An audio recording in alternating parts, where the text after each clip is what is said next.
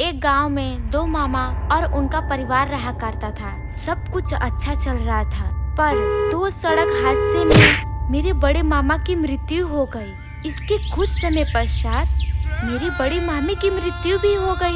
इसके बाद मेरे छोटे मामा और उनका परिवार गांव का घर खाली करके शहर आ गए। पर कुछ महीने बाद मेरे छोटे मामा को गांव के घर जाना पड़ा उसकी मरम्मत करवाने के लिए। उन्होंने गांव में मरम्मत का काम शुरू कर दिया। 2 दिन में मरम्मत का काम खत्म करके छोटे मामा रात के करीब 10 बजे छत पर खड़े थे। उन्होंने देखा कि नीचे मेरी बड़ी मामी खुले बालों में आंगन में टहल रही है। ये नजारा देखकर मेरे मामा की आंख फटी की फटी रह गई। वो तुरंत नीचे की ओर भागे। जैसे ही वो सीढ़ियों के पास पहुंचे, उन्होंने देखा कि मेरी बड़ी मामी नीचे से चौथाई सीढ़ी पर बैठी थी और पीछे गर्दन करके उन्हें घूर रही हैं। ये देखकर मेरे मामा बुरी तरह डर गए और अपना होश खो बैठे। इसके बाद उन्हें सुबह जब होश आया तो वो पड़ोसी के घर चले गए। उन्होंने पड़ोसियों को पूरा नज़ारा सुनाया। इसके बाद मेरे मामा की तबीयत पूरी तरह खराब हो गई। वो जल्द से जल्द शहर आ गए, पर उस रात को कभी नहीं भूल पाए। तो हेलो दोस्तों, हमारी कहानी यहीं पे खत्म होती है। एक समय की बात है, मदनपुर गांव में एक किसान रहता था। वह अपनी जिंदगी बिताने के लिए खेतों में काम किया करता था। वो प्रतिदिन के जैसे ही अपने खेतों में काम कर रहा था। उसे खेत में काम करते करते एक घायल मुर्गी मिली। उसके शरीर से खून निकल रहा था। उसे देखकर किसान को दया आ गई। वह मुर्गी को घर ले आया। उसने उसके जख्म को साफ किया और अच्छे तरीके से सेवा की। निरंतर सेवा करने से मुर्गी धीरे धीरे ठीक होने लगी। जब वह ठीक हो गई तो उसने किसान को धन्यवाद दिया और कहा, तुमने मेरे प्राणों को बचाया है, जिसके लिए मैं सदा तुम्हारी आभारी रहूंगी। मैं तुम्हें हर दिन इनाम के रूप में एक सोने का अंडा दूंगी। यह सुनकर किसान खुश हो गया। मुर्गी के कहे अनुसार वे प्रतिदिन प्रातः काल में एक सोने का अंडा दिया करती। किसान उसे बेचकर धन इकट्ठा करता। वे प्रतिदिन मुर्गी के अंडे को ले जाकर पास के शहर में बेच आता। धीरे धीरे किसान के पास बहुत धन ज्यादा इकट्ठा हो गया।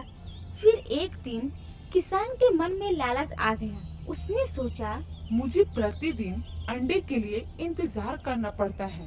क्यों ना मैं मुर्गी को पेट को काट कर सभी अंडे निकाल लूं और मुर्गी को रोज रोज खाना भी नहीं देना होगा। दूसरे दिन ही किसान वह सुबह ही उठकर लालच में आकर मुर्गी के पेट पर वार कर दिया। देखते देखते किसान ने चाकू से मुर्गी के पेट को चीर डाला। मुर्गी मर गई, लेकिन मुर्गी के पेट से कुछ भी नहीं निकला। यह देखकर किसान हक्का बक्का रह गया। उसे अपने किए पर बहुत दुख हुआ। दोस्तों, हमें इस कहानी से ये सीख मिलती है कि हमें लालच नहीं करना चाहिए। लालच में आकर हम जो करते हैं उससे लाभ नहीं होता, पर हानि जरूर होता है। एक गांव में एक बूढ़ी दादी रहती थी। उनकी 2 पोतियां थीं। दादी माँ ने अपने दोनों पोतियों को पाल पोस के बड़ा किया था। दादी माँ दूसरों के घरों में काम किया करती और उन्हीं पैसों से अपनी दोनों पोतियों का पालन पोषण करती। उसकी दोनों पोतियां बहुत होनहार थीं और इसका फायदा दादी माँ उठाना चाहती थी। एक दिन सुबह दादी माँ अपने दोनों पोतियों से कहती हैं कि अरे मेरी प्यारी पोतियों, उठ जाओ, सुबह हो गई है। एक पोती बोलती है कि दादी सोने दीजिए ना। दादी बोलती हैं, बेटा उठ जाओ, आज आप लोग को काम ढूंढने जाना था ना। पोती बोलती है, नहीं नहीं दादी जी, आज मन नहीं कर रहा, कल चले जाएंगे, आज बस सोने दीजिए ना।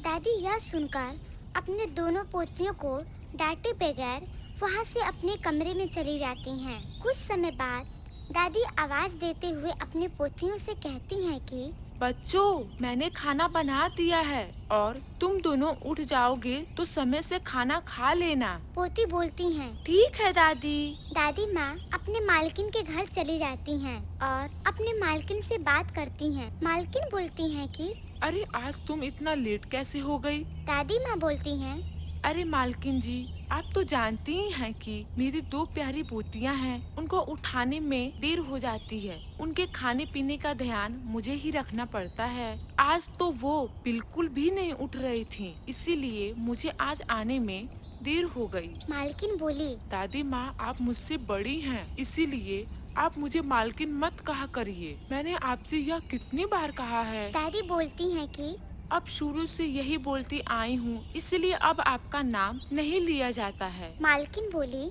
अच्छा अब मैं चलती हूँ, मुझे बहुत देर हो रही है। आप अपना और मेरे घर का ख्याल रखना। ना कहकर मालकिन वहाँ से चली जाती है। और दादी माँ घर की सफाई करने लगती हैं। तभी उसे अपने मालकिन का लिपस्टिक दिखाई देता है। वह उसे उठाकर बोलती है कि अरे वाह, यह लिपस्टिक तो कितना सुंदर है। क्यों ना मैं इसे चुरा लूं और अपनी पोतियों को दे दूं। आखिर में वो भी तो लड़कियां हैं, उनका भी मन करता होगा सजने संवरने का। मैं ऐसा करती हूँ कि इसको छुपा लेती हूँ।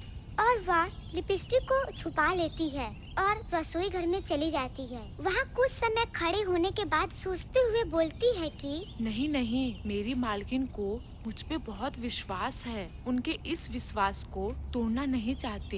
इतना सोचकर दादी माँ वहाँ से फिर अपने मालकिन के कमरे में चली जाती हैं। उस लिपस्टिक को उसे वहीं पर रख देती हैं। देखते हुए कहती हैं कि जब मालकिन आएंगी तो मैं उनसे मांग लूंगी। और वहाँ से चली जाती है। जब शाम होती है तो मालकिन अपनी एक दोस्त के साथ घर आती हैं। वह दोनों बैठकर बातें करती रहती हैं। तभी वहाँ दादी माँ आ जाती हैं। अपने मालकिन से कहती हैं कि मालकिन, मुझे आपसे एक चीज चाहिए। मालकिन बोलती हैं, हाँ हाँ कहो। दादी माँ बोलती हैं, मालकिन, मुझे आपकी वह लिपस्टिक बहुत अच्छी लगी। अगर आप मुझे मेरी पोतियों के लिए वो लिपस्टिक दे देती तो मुझे बहुत मेहरबानी रहती। मालकिन बोली, अरे कोई बात नहीं, आपको जो चाहिए वो ले लीजिए। तभी वह अपने मालकिन का लिपस्टिक उठा लेती है और वहाँ से चली जाती है। जिसके बाद मालकिन की दोस्त बोलती है, यार ये कैसी नौकरानी पाल कर रखी है तू, एक नंबर की लालची है। मालकिन बोली, अरे नहीं नहीं, ये बहुत अच्छी हैं। ये तो मेरे पास 10 सालों से काम कर रही हैं और इनकी नियत मेरे घर को लेकर कभी भी खराब नहीं हुई है। सहेली बोली, अरे वाह, तब तो ये बड़ी ईमानदार हैं। तो फिर ये बूढ़े होने के बाद भी काम क्यों कर रही हैं?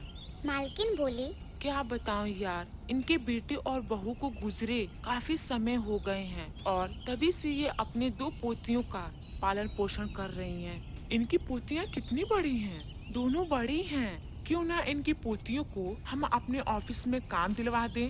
Well idea. इस तरह दोनों बात करके सो जाती हैं। तो दूसरी तरफ दादी जब अपने घर पहुंचती हैं, तो वह अपनी पोतियों से कहती हैं कि बेटा ये देखो, मैंने तुम्हारे लिए क्या ले आया। दोनों देखकर सो जाती हैं। कुछ दिनों के बाद दादी बहुत बीमार पड़ जाती हैं और बोलती हैं कि बच्चों, अब मैं बीमार हो गई हूँ। तुम दोनों बाहर क्यों नहीं जाती काम करने के लिए? अगर तुम लोग बाहर जाती तो मेरा थोड़ा मदद हो जाता। बड़ी पोती बोलती है, दादी हमें नौकरी कौन देगा?